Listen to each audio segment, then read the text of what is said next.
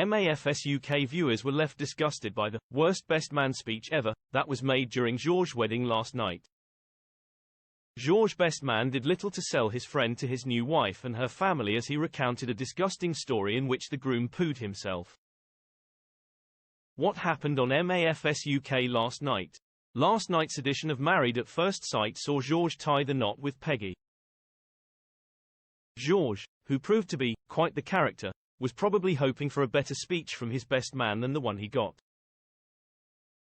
Taking to the stage at the reception, Georges' best man, Cameron, stood up and gave what some viewers have described as the worst best man speech ever. Last year, we were in France in his parents' home and we were lying by the pool, Cameron said. And Georges loves budgie smugglers, he then continued. If you don't know what they are, they're classic Speedos. Worst best man speech ever, Cameron then continued. We were lying by the pool and Georges sprinted inside. And he came back outside in a different outfit, he then said. At this point during the speech, Georges had his head in his hands. He then did an impression of Georges, saying, I've had a bit of a bad time. I pooed myself. Cue no laughter and awkward, unimpressed faces all around. Bleep.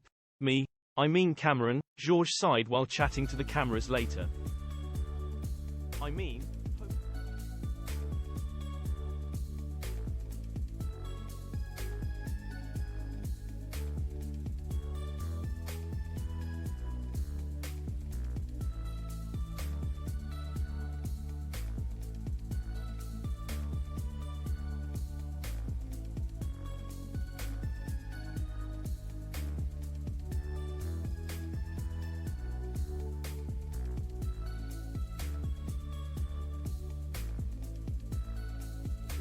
nice or caring about Georges in any way.